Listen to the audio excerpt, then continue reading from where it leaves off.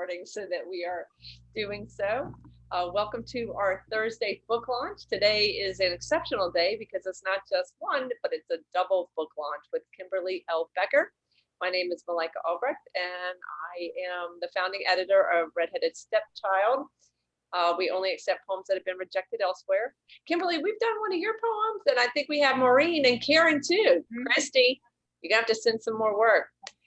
So we are not going to take up too much time talking, but I do want to give just a brief overview. I have one of the books, Light. I love this cover. It's so gorgeous. So you're going to have to hold up the bed book. Yeah, I want to show you the cover. Yes, that's fabulous. So we are celebrating both Flight and the bed book. Just to tell you a little bit about Kimberly, she's the author of 4 poetry collections. If you don't have Words Facing East and The Dividings, I would suggest finding them. And also, Kimberly, at some point, we need to know the best way to order your 2 books. And are you doing any autographs? Like, can people order directly from you? Sure, why not? Yes, yeah. Awesome. Her poems have appeared in many journals and anthologies such as Blood Letters, Drunken Boat, Women Write Resistance, Poets Resist Gender Violence, Tending the Fire, Native Voices and Portraits, and Baird. She has been nominated for Pushcart. Grants and residencies include the Regional Artist Project of Northwest North Carolina, Cambridge, Weymouth Center, which is where we met, and Wild Acres. So I am going to turn it over to you. I'm going to put your bio into the chat section. Remember, if you want to keep a question in mind, put it in the chat section, and I'll make sure that we roll back around when we do Q&A. Kimberly, welcome. So excited. It's like seeing my old friend. We got on a little bit early, and it was just nice to see your face. So much fun, and thank you so much for having me. It is such an honor to see some older friends from Weymouth and new friends. It's just a real privilege to be here. So the timing was interesting. So I wrote one of these books, Flight, and finished it at Weymouth in 2016, and it just came out. However, I wrote the bed book in 2018, and it came out before Flight. So it's been a little bit of cognitive dissonance that way. But I'm very, very grateful. And I thought what I do first is share some from the bed book. These are pretty short poems. So I'll share several of them with you.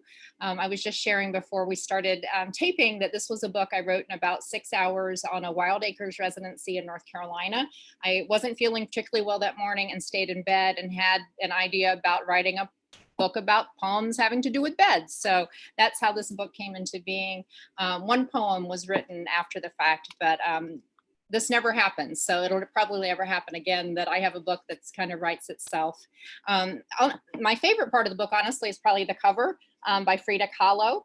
It's called The Dream, the Bed. And there's kind of a skeleton that's wired with all kinds of dynamite, and then a sleeper who's very peaceful, and there are vines on the quilt that are actually growing towards the sleeper, and found that rather fascinating. So I called this my weird little book, and I will share a first poem from the first section. The sections are named after parts of the bed, so head, legs, frame, and foot. And this is from the first section called Head. This is called Ghost Room Bed. The bed was heavy and carved and dark. The white chamber pot under the bed, the only witness, when the ghost came and pressed the girl down to the bed so she couldn't breathe or move.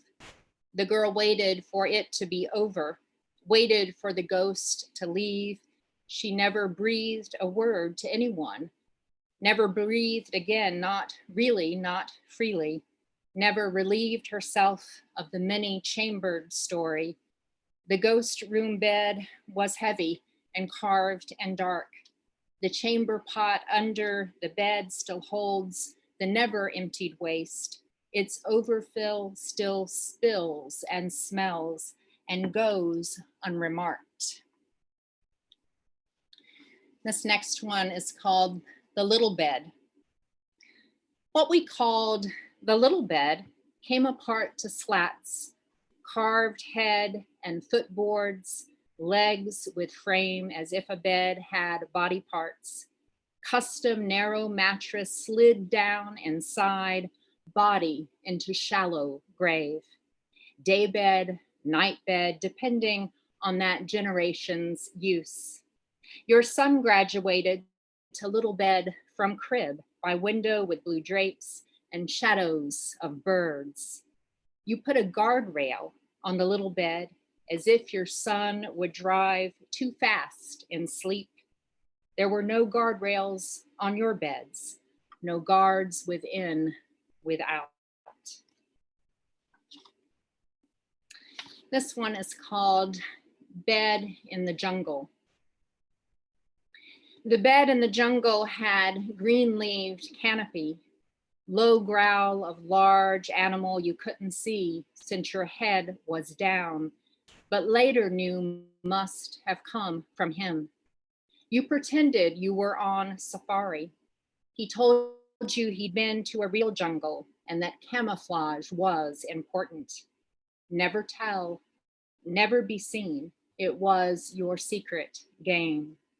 Sun on the leaves, leaves in your hair, his paws on your head, and when his low growl stopped, you would metamorphose back into a girl as he removed traces of leaves and branches from your hair and clothes, promising Pepsi, promising ice cream, promising piggy bank lion you'd seen and coveted, chips of sapphire for eyes that you thought were real.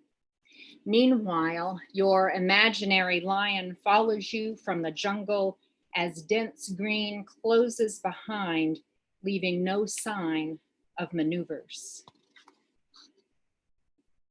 These are kind of dark poems, y'all, so I apologize. This one gets even darker. The Bed at Hitler's Rasthaus. Red wine spills like blood. Blackout curtains, blackout. Let's agree there are degrees of atrocities. No one had a choice. At breakfast, people look away. No one says a word, complicit in silence. At night, the statue of the mermaid steps free from her pedestal, dives into the lake, ripples widen, then cease. She brings bodies to the surface, tells them stories to revive them. This next one is called Recovery Bed. And for those of you who are from North Carolina, this occurred at Baptist Hospital in Winston. Recovery Bed. Pain and nausea. Nurse asked to switch from morphine to Dilaudid. How you love the soothing names of soothing drugs like characters in children's books. Nurse helps you to the toilet, your non-slip socks coated red for risk. Surgeon speaks from the foot of the bed, detailing what he did to your brain while you slept. Now you sleep between vitals checks, packet of crackers, cup of ginger ale, small blessings on tray table. This is a safe bed, but you keep the call button close. In another North Carolina poem, my grandparents had a farm and we still have the family house near Boone in a little place called West Jefferson. And so I spent a lot of time outside playing, and I discovered a fox's den. This is called Fox's Bed. Mythical cartography that never changes, set in rock and mountainside, the fox's den. You would slip in after them. Their pointed faces spoke welcome as their tails twitched fire. Before leaving for the night, they'd tuck you in. You'd listen as they screamed for mates between their hunts. You preferred the den to bed. In den, you were safe, part of their earth. In bed, you were prey, your own screams mute. This one is called The Beds of Children. Bunk beds at Terrazzine, and still children wrote poems and drew pictures of butterflies. In beds at government boarding schools, Children cried themselves to sleep with tears in their own language, while black-robed ghosts came at night and stole innocence, but never survivance. Children of war who have no beds but earth, bodies used for pleasure by soldiers. The child's bed is always fraught with danger. And this is a weird poem. You know, when you write something, you're like, I don't know, it sounds all right. So I just left it, but I don't understand it. This is called Bed Never Lain In. How many nights dreaming of you, dreaming of me, our beds were words and every word a grave. You lay down beside me. I looked into your closed eyes. Your child cried and jarred us awake. I never got to say I loved you. I got to love. I never said you. Now I sleep me down to lay you. And then this last one I'll share from the bed book is called Bed of Transformation. And this is the next to the last poem in the book. Bed of Transformation. You wake from dream of death to call of great horned owl right outside your window. Door slams inside closed room. Who is there with you?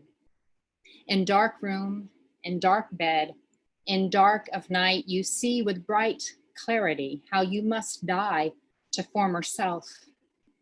You lie awake and listen in ecstatic fear to owls calling, owls warning, owls truthing. So thank you all. So that's the bed book, my weird little book with the great cover by Frida Kahlo. And next I'll share some poems from my most recently released book called Flight that Malika showed us earlier. This was written, as I mentioned, but perhaps before we started recording, several years before I wrote this last book. So there's a bit of cognitive dissonance with having them released in an order different from that from which I wrote it. But of course, I'm delighted. It's a wonderful problem to have. This book is based on a Cherokee ceremony for the dead with opposing yet balancing movements of remembrance and release. And so I'll share some poems from each of those sections. This first poem I'm going to share is actually from a triptych called Creation, Dove, and Raven. And I'm going to read this third section called Raven. Here's what they don't tell you. I flew out with Dove, and at first we soared together, but I soon outstripped her. She always was more circumspect, whereas I was content to row against the currents, and I just kept going, flying low over gray waters, a color later called steel by humans. Back then, we didn't know the destruction that would come. You always hear about Dove and the olive branch, but what they don't tell you is my part of the story, or the whole of it. They say I didn't come back, but that isn't true. Beware the liars. I came back to an empty ark, its boards caved in like broken ribs, and I alit on high with a branch of cedar in my beak. The medicine tree they would need, green and fragrant against the black of my beak. But they had dispersed by then, so there was no one to hear my visions. Bloated bodies floating in the swells or lodged in broken limbs against jutting rocks or protruding trees, whole families and creatures. And some will say my kind fed on them, but I did not. And you can believe me or not, since we all have to decide what is truth.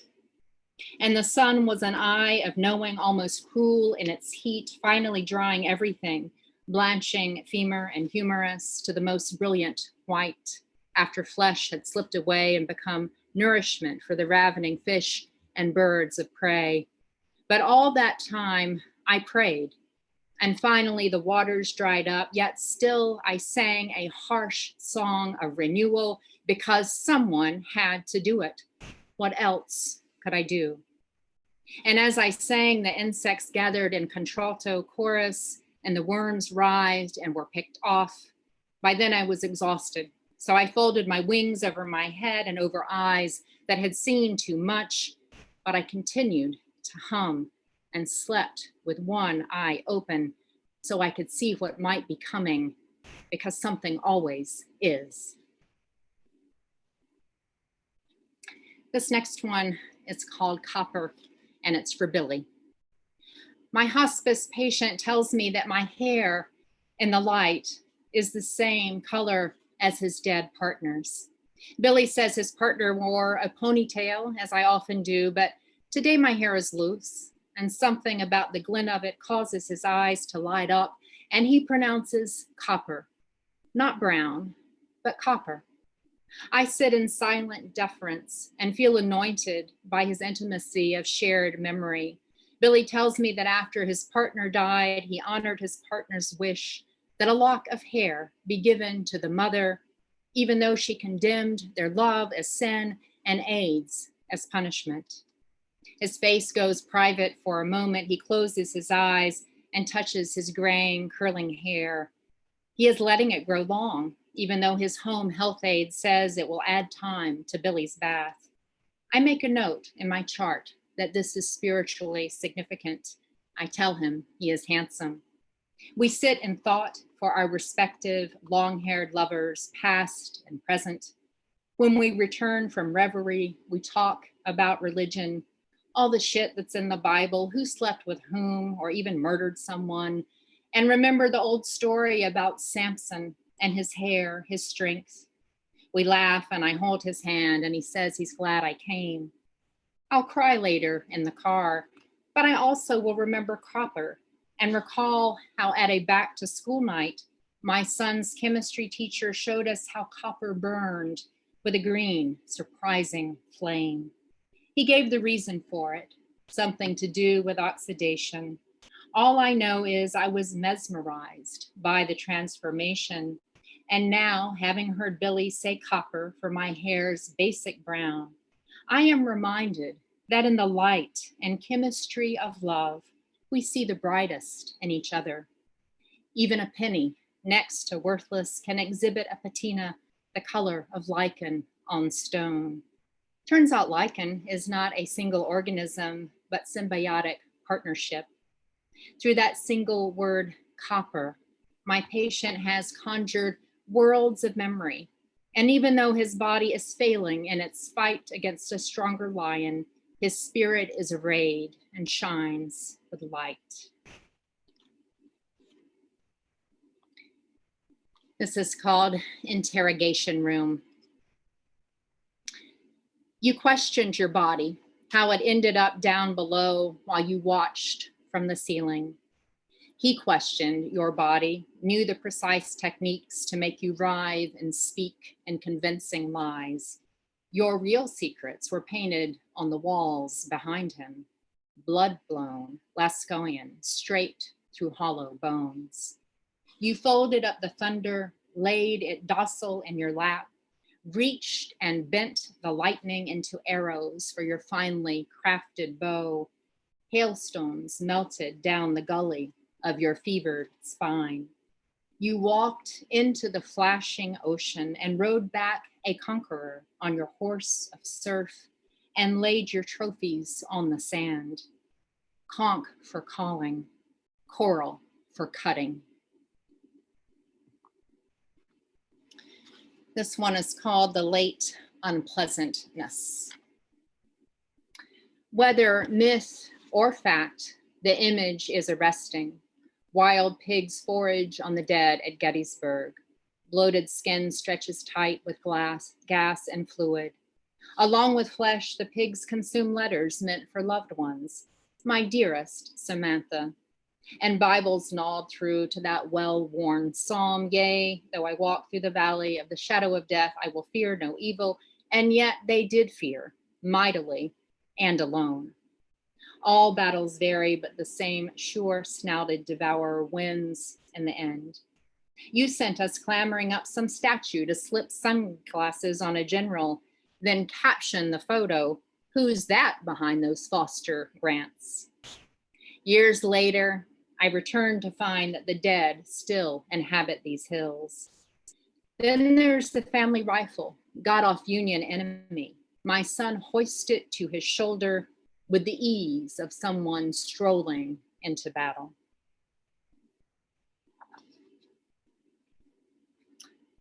Broken formula to bind one's lover. The night before you saw him, thunder shook the mountains, morning, river swollen. When you saw you had to have him, so you conjured his affections, followed close behind, stepping silent stone to stone. While he fished but never saw you, only shadow, your intention tears falling in the bright of the shallows, becoming shimmer fish he caught and ate. In this way, you gained entry, ensuring gut reaction so that when he saw, he hungered for you to the point of stinging tears, not understanding why, when he cried, river gathered him into her long arms.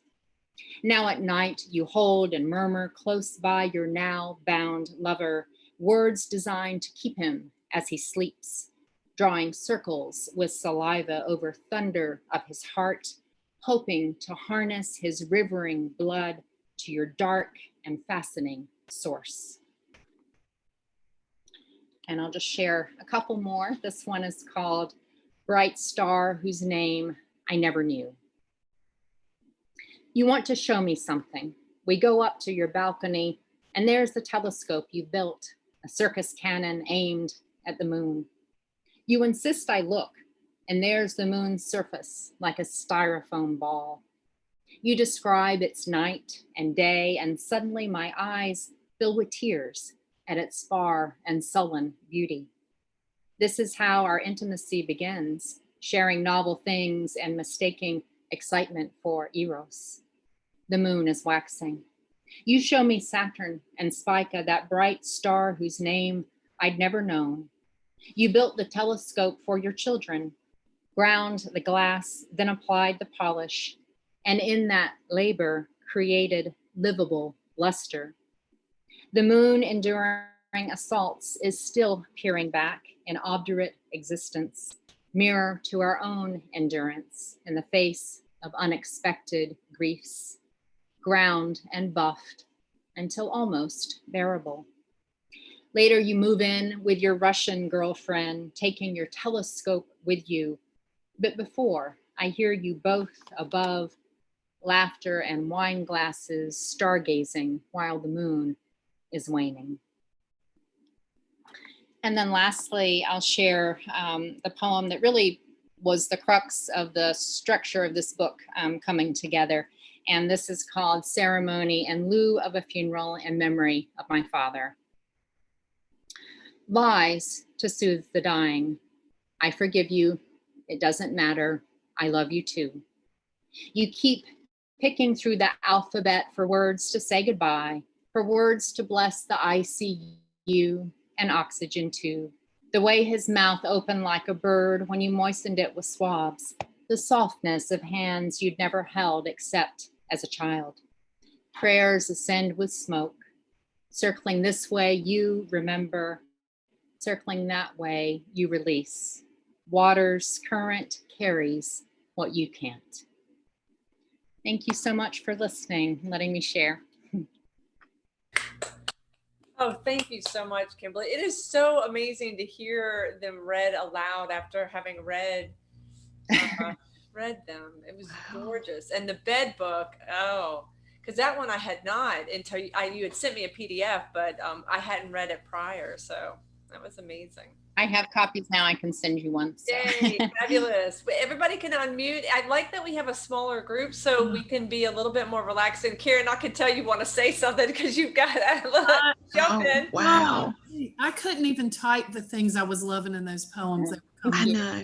So many of them. That holy cow. Thank you. It was, some of these poems I have not read aloud before, and I'm like, whoa, this is pretty emotional. I'm surprised I got through it. So, so thank you for being a kind audience. Oh, you did fabulous. And I, it was interesting to realize like the risk as you went along.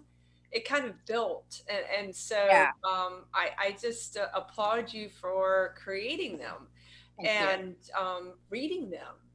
And I love the fact that the two books are different in a lot of ways, but I still feel that same energy that I associate with your work, which I really like. I wanted to go back with, my mind is blown though that the bed book was 6 hours because I just, Well, except for the last poem. So I have a sonnet that took much longer to write and really worked with my publisher on. But yeah, it was weird. it must have just had to be written, almost as if it was just waiting there for you to finally take a break, which I know you're not really good at, and stay in bed and write it. Yeah, I was pretty upset because I was working on another book. In fact, the book I'm still working on, and that was the book I wanted to write. And it was my last day of this writing residency. And I was very discouraged. And then I had this kind of epiphany, and it was kind of like automatic writing, you know. So I don't romanticize it. Of course, I went through and edited a lot and revised, and then had to finish a difficult poem to bring the collection together. But I'd never had that experience, and I really hope I don't again. It was just a little weird, and again, that's why I call it a weird little book. Yeah, Are in that one, in the bed book. Say it again, Maureen. How many poems are in the bed book? I don't even remember. Do you ever write things and you're like, oh, I don't know what's in here because I'm done? So it's a 65-page book, and they're little poems. You know, they're not longer than a page. So That's amazing though that you did that in 6 hours. But you know, that was a lot of preparation, right? So this pretty much came out of 3 years of therapy. So if you want to write a book in 6 hours, it takes only 3 years of therapy. I was going to say you earned that. Yeah. Earned that, and that's what is obvious. Like is obvious in the poems themselves that there's huge risk, and the images are working on multiple layers. I really love how the poems circle back to each other, circle back within themselves.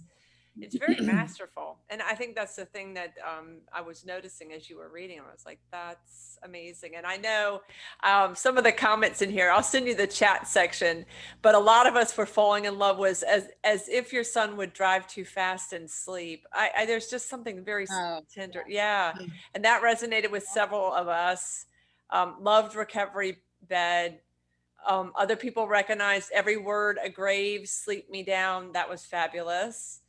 Karen wrote, must have the bed book. Holy cow. It's all in caps. A color later called Steel by Humans. They say, and this is about Raven or the Crow. They say I didn't come back. Maureen wrote, I love the bed poems. Yep. There's so, and then Copper. Everybody wrote, I'll never look at a penny in the same way, or Copper.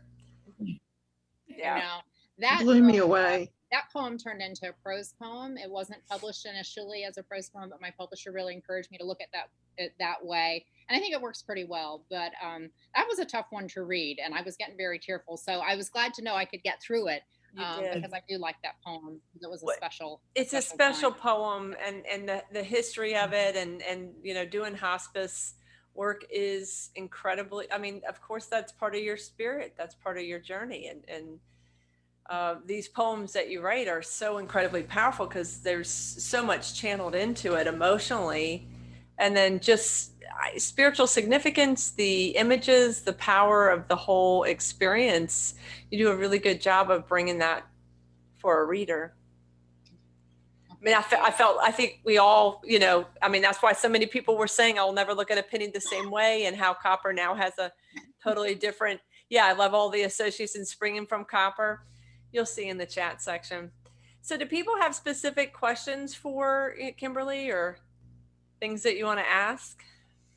Which is the book that you were struggling to finish at Weymouth and didn't? Are you still working? I finished Flight at Weymouth in 2016. I was there that summer. It wasn't called Flight then. It was called Amnesty Box. And my, bless his heart, my publisher said no one knows what the hell an amnesty box is. So he suggested changing the title to Flight, with its double meaning, and it really fits because there are a lot of birds in this book. But I finished a couple books at Weymouth, but just not these two. But Flight I did finish. yeah. And as you know, if you've been there, it's a wonderful place to get things done. So. Very true. I think, Maureen, you were asking about the one that she was at when she was doing the bed book. What has it been? And she's still working on that one. So I'm still working on that one. So I'm going back to Weymouth in November, or at least that's the plan, and hope to finish it then. It's a mess. I've been working on it since right before I finished Flight. I was working on this other book, and then had to stop to write the bed book. So I'll get back to it eventually. But yeah, I'm a very slow worker. Like I said, this never happens that I can write a book so quickly. So it usually takes years. And ever since I've had my surgeries, my brain surgeries, I'm fine now, thankfully. But that really did a number on my ability to kind of come up with words that I wanted to at the time. So I'm very grateful I'm still able to write. Yeah, you've done remarkably well following, brain surgery, and I know that you had migraines before that, right?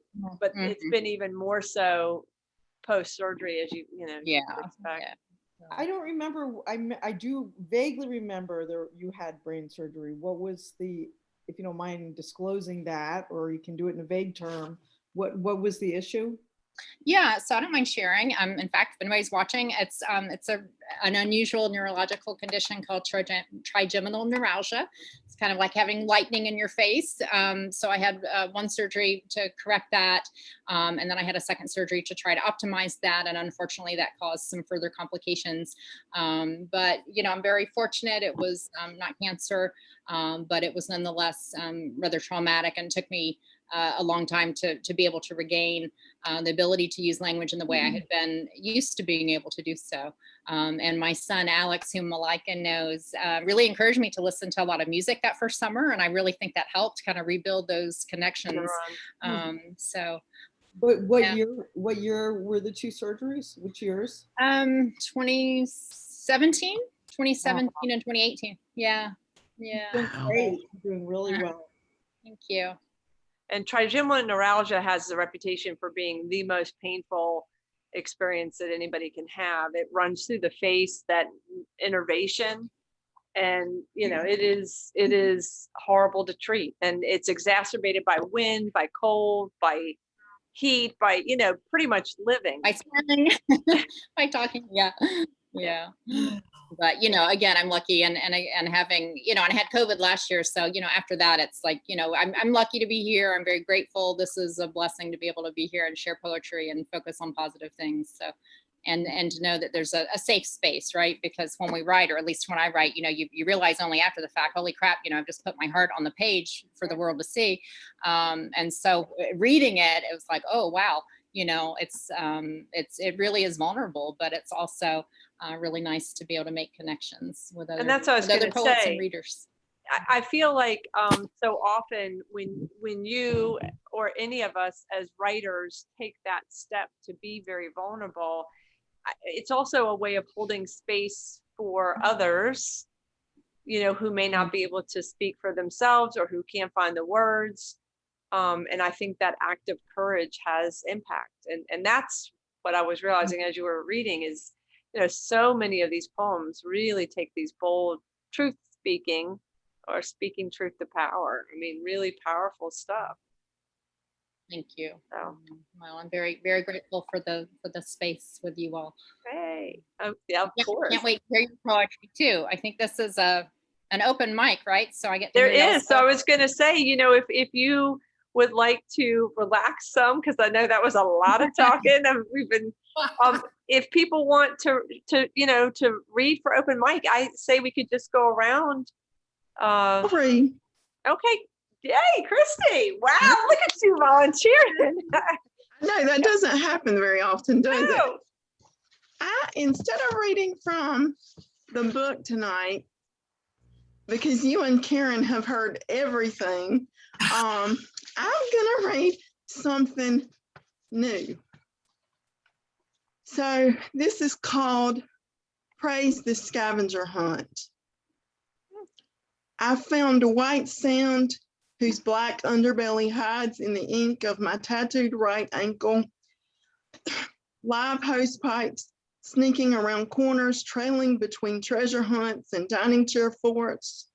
reinforced with Oreos and homemade magic, wood carved back scratchers and crank turn ice cream churns, grapevines and clotheslines, witnessing fried bologna sandwiches, picnicking with Duke's mayonnaise under the apple tree, dry roast salted peanuts begging to be sipped from a glass bottle baby Coke, backdoor flip-flops fighting to free themselves from corn silks still dogging their heels, fatback collard greens and cast iron cornbread lures, baiting Santa's bounty far better than any kitchen concocted cookie ever could.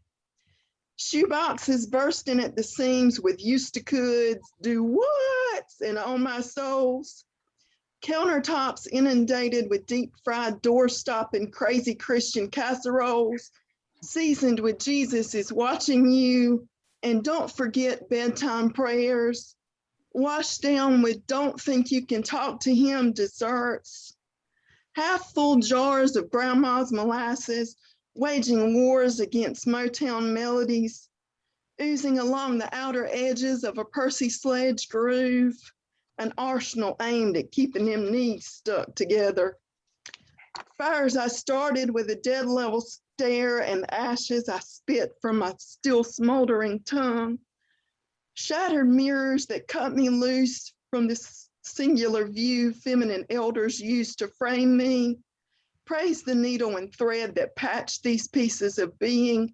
Blessed be the quilt that seals my soul. Oh my God, Christy, that makes me so happy. I love that. And I have to tell you, Marty somewhere is cheering. That's awesome. Well, just so you know, that poem started in one of your workshops and it took me 3 years to finish it. So that's awesome. Oh God, that makes me happy to have any piece of that. And now we're all hungry for cornbread. So. Right? Oh, Oh, that's awesome. No, that was awesome. Yeah, I am, and it's the cornbread, in a cast iron skillet is what it made me feel like. well, see, I'm glad y'all like it because when I read that at home, there's going to be some not happy people. Well, you're just going to need to have us in the front row. There you go. I don't know who could not love that, Christy. That was awesome. That was awesome. That was fabulous. Thanks for reading it. Oh my gosh. All right, Karen. Thanks. What? You got something for us? Sure, Turn. turn. Karen? I don't know.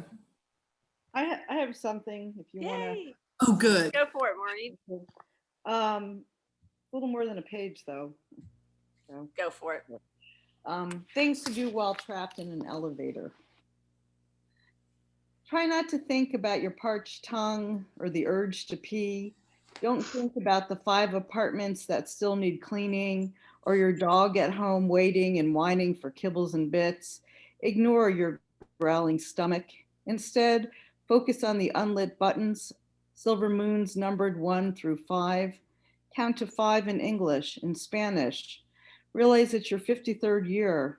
Count 1 for the first day of the ordeal. Recall 2 candles you lit at church on Sunday. 3, how many times you tried to leave him. Stare at 4 walls, hope for stagnation over sudden free fall. Don't think of that woman crippled by a crashing elevator. Wonder why you have not left him yet. Sit on the gray floor, try to sleep. Close your eyes and picture a beach in the Bahamas. Wipe away New York, winter, the building, the elevator. Name the capital, every client, every man you've ever kissed. Count the freckles on your hand, the wrinkles near the knuckles. Trace the intersecting lines on your palms. Recall what that fortune teller said. Curse yourself for forgetting a phone. Curse the elevator for breaking. Curse your husband for cursing you. Curse the commissioner of elevator oversight on the inspection certificate. Hope that any minute a strapping fireman will slide open these doors and rescue you. Yes, that's awesome. Where did that get published in? I wanted to see the magazine. Oh, fabulous. Oh, that was awesome. I love that. Binghamton, I think. Yeah. Thank you so much. Yeah, I'm loving this. This is like people are pulling out their good stuff. Go for it. It was on the coffee table. I'm still saying it, you know, it was held for this particular moment. That's right. That's right. Do you have Okay, you found something, Karen? Yeah, I guess so. I might not be finished with it yet. Look, Great. so that's okay. But yeah, it might be better on the page. I'm going to read it anyway. What the heck? Okay. Yeah. Uh-oh, the cat's. No. Hold on while I read it. She's not climbing on my back. Okay. The weight of wings. First, I am winged, full spectrum hued of one, blue. Sky, sea, cornflower. I fly, ebb and flow, inhale and hold on to the waxy Crayola scent of memory. 2, red, Merlot. I embrace a seedy tang between my teeth and on my tongue. 3, yellow-green, the in-between, chartreuse. I sip and savor the musk of the so many monk-whispered secrets. 4, orange, rust. I caress the agedness, dry the wet of the weeping of the dying. 5, purple, heather. I wander the windswept moors of evermores. 6, white, bone. I wish the wish, I laugh the funny, I straighten the back. 7, black. Raven, midnight, ink. I fly with you, fly through, right with you, of me, of you. Last. Who knows the weight of wings? My wings or weight less, fly more, sing my own song sings. My wings or any ever colorful, flightful wings. Holy smokes. People are knocking it out of the park. You got people clapping. I don't know if you can see. I don't know. Yeah. Yay. I'm glad I didn't have to follow you all. I'll just say Oh. that. You would have held your, but this is, thank y'all so very much. I feel like that's just amazing. Malika? Okay. We still have time for a Malika poem. You know, I don't typically read because I'm never prepared, but I will find something. Are y'all okay with me pausing it? Because it's Yes. all right, I started the recording again. We should hear a happy poem. So I pulled that out. Oh. Kimberly, you got one? I can open the flight and find one. If I can find my heron poem, I'll read that. That one's not too. I would love to hear that one. You also have a poem to Allison. I do. Yeah, that's a little dark. So let's try. Yeah, I was gonna say maybe that's a. So this is called "Suddenly the Heron," and this was when my son Alex and I were on a walk. Alex is a poet as well, as Malika knows. Oh, yay. Suddenly the heron. We walk along the river, a squirrel fusses in a pine. Ice faces stare from the rocks. The trail is muddy with melt. Suddenly, a heron, blue expanse, flies low over water, doubled by reflected image. We stop in our tracks. How not acknowledge this gift? We go as far as the bridge, the water below ice cold, then turn back on that same path where laurel speaks in tones of green. Suddenly, the heron surprises us by flying back. Same astonishment of blue arrival. Again, we stop and hold our breath. Was it the same heron? Are we our same selves, coming and going along the same yet changing river? Yes. Yes, thank you. That's not as happy as my poems get. So It's a good one though. Yeah. It's a good one. Yeah. Blue Arrival. It's beautiful. Oh gosh, that was great. Very beautiful. Yeah. Well, thank you so much, Kimberly, for celebrating What books. an honor and a privilege. And you know what you said about a safe space, I think really you know, really speaks to me because, you know, we do make ourselves vulnerable when we share, particularly some of these poems. Like I said, I hadn't shared out loud before. And so I really just am very grateful to have had this time with you all. Likewise. And, hope to meet you all. This was good. Kimberly, did where are you you tell us living? how to get your book? Oh, well, you can email me. Malika knows how to get in touch or get in touch. You want me to put your email address in the chat section for everybody? Yeah. And actually, the my website is just KimberlyLbecker.com, and you can contact me through there as well. So, Are you on Facebook? I took a mental health break from Facebook, so I'm not on there now. But I have a profile, but it's not active right now. But, Okay. yeah, one of these days I'll have the mental bandwidth to get back. But Mental bandwidth. I'm stealing that. yeah, It's a thing. All right, guys. I'm putting in the chat section an email address for Kimberly, and that way you can ask about getting a book signed. Kimberly, do you have any other readings scheduled or upcoming or? not at the moment, No. but if you know of any, let me know. So yeah, I have one in the fall that's scheduled, but nothing in between. Oh, then we need to find something so that we can celebrate again. I know, right? I'm thinking a poem for you ought to do a video poem for Kai Coggins' Wednesday Night Poetry. Oh yeah. I'll send you information about it. It's the longest running weekly consecutive poetry open mic. And they've been doing videos that have been fabulous. I mean, just amazing. Sometimes up to 52 poets have sent in a poem. Yeah. Well, that would be You'd great. be a great feature. And I bet you anything, that would be something she'd be interested in. I may connect y'all via email. Okay. That's probably the best way to do that. Yeah. That would be great. Please check out Deborah Jang's work. I worked with her in the Writer to Writer mentoring program with Okay. AWP, and she has since published one book and has another one forthcoming. She's a visual artist, and she also did mention doing some collaboration, but Deborah Jang is her name, and she is phenomenal. Linda Hogan blurbed her very first book. Oh And my so that gosh. gives you an Connect me. Would you connect me so we could celebrate her? I will.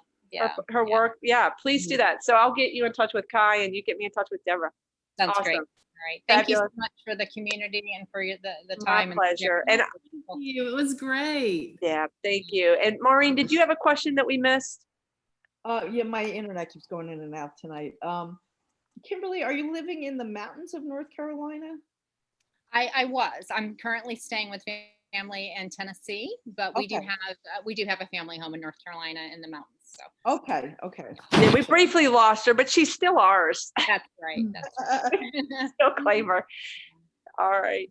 That's a good question. Well, my sense is that we say a big thank you to you, Kimberly, and to everybody for being here. And thank y'all for reading. Holy Yeah. cow, that was just amazing. Thanks, Malika, for hosting. You do such My a good pleasure. job.